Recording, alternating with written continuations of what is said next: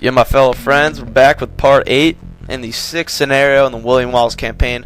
I got cut off there at the end talking about some of my recent gaming pleasures, and I was talking about some Metroid Fusion, so I want to pick up there. I don't know how much of you guys are interested in me rambling about that, but I like to hear myself talk, and who doesn't? Because if you don't, then you're not an egocentric person like the rest of us, which is good. So I was playing some Metroid Fusion, and I was talking about it's such a great game. It is a great game. I mean, it shouldn't be up in the same category as Zelda and stuff and Mario. Well, I think Mario. It is better than Mario in my respect. I mean, Super Mario 64 and like Mario Party.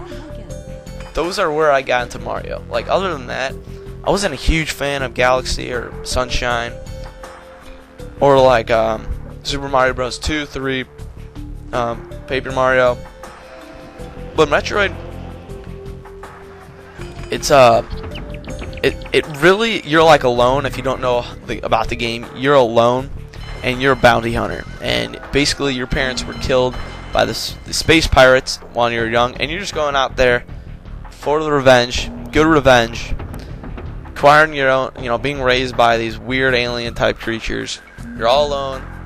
Music's gloomy, setting's gloomy. You're just making your way through, and it really brings you into the game itself and brings you through the storyline and just makes you want to fight. And I mean, the main character's a girl too, which is another interesting swing on the game and gaming itself. And the fourth game that I'm playing right now, another one from the Nintendo I just referred to a little bit ago.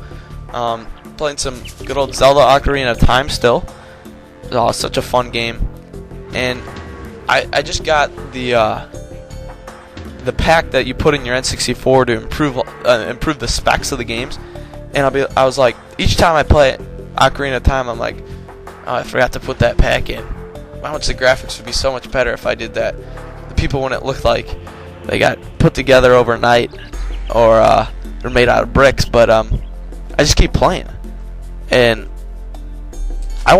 you wouldn't think that you would do that if you're hating the graphics as much as, but it just shows how rich the gaming experience of Ocarina of Time is, and how many other facets of the game besides the graphics can make a game, which is so underappreciated nowadays. Like, people just play the game purely for the graphics, purely for it being realistic. I mean, if it has a good storyline, you're engrossed in the game. There's things you got to figure out. It's actually difficult.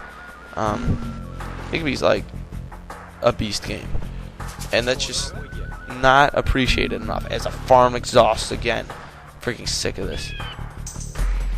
But perfect example of such a good game, and I'm just like, I'm gonna put that thing in next time, and it's gonna be such a better gaming experience. And you can't even play Majora's Mask. You can't even play Majora's Mask without it, which is pretty cool actually. And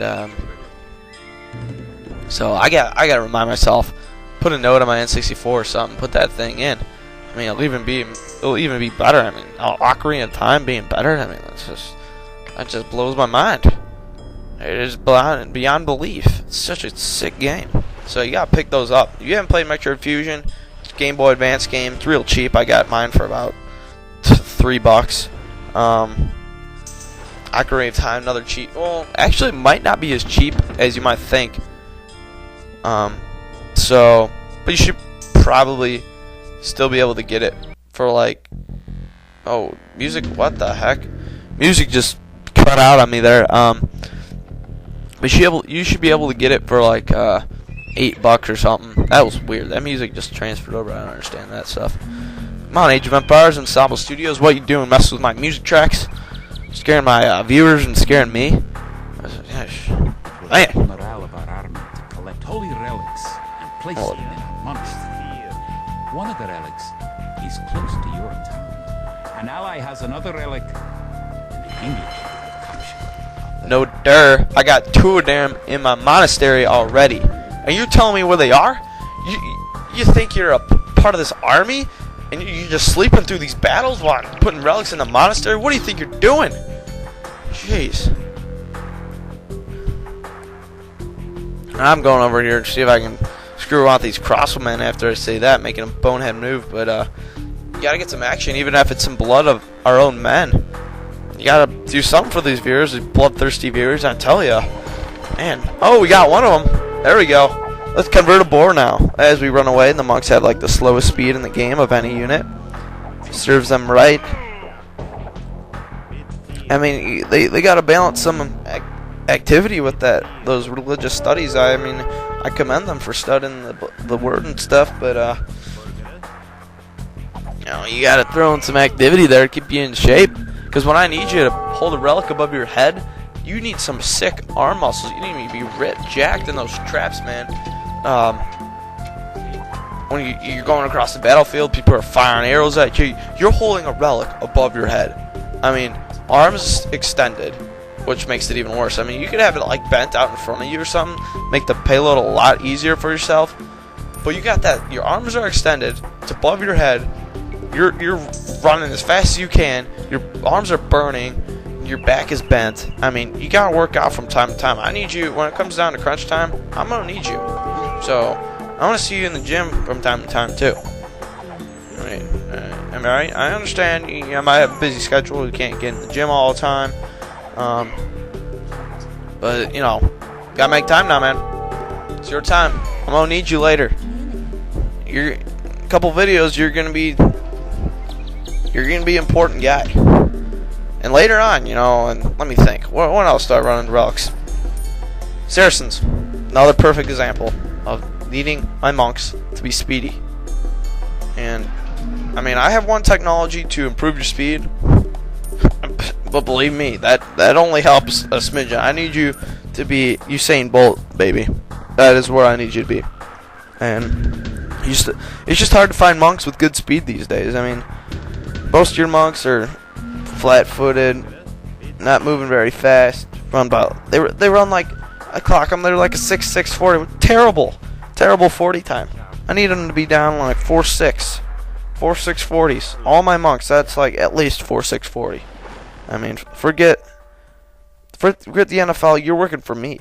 No, you know, so it's all garbage now these days. But anyways, I'm gonna talk strategy here.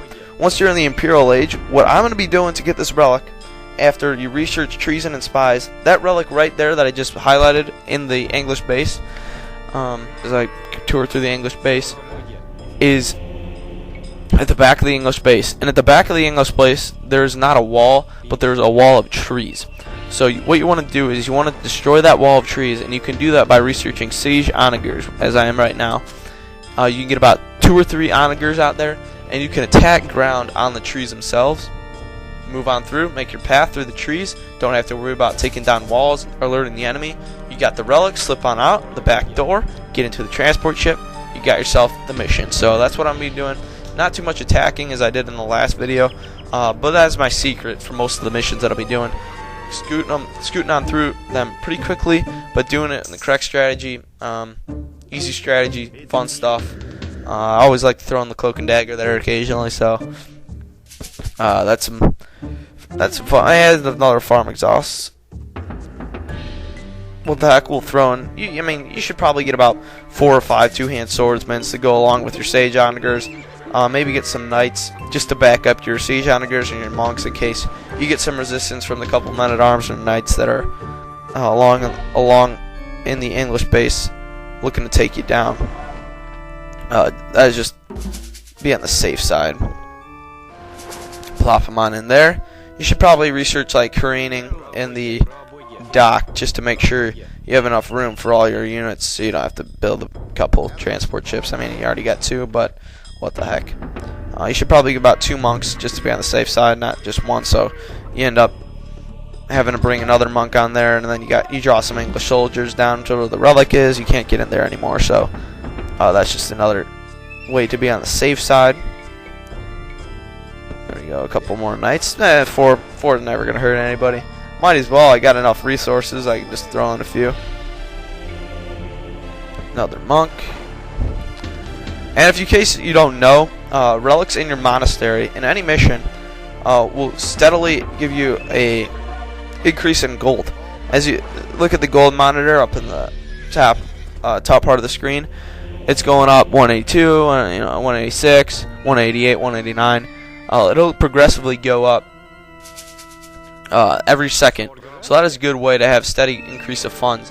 And in some missions, if you capture all the relics on the map, you get a countdown in time, and when that time is elapsed, you automatically win the mission. So relics are really valuable and really prized. So if you see them on a map, it'll be just like a white dot. It's pretty distinct because they're usually bigger than anything else on the map.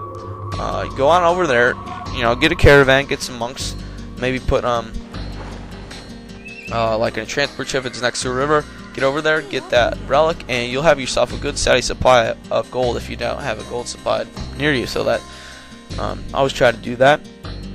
And it looks like we're running low on time here, so this is a good video. We'll be moving on, getting the relic next time. Stay tuned for part 9.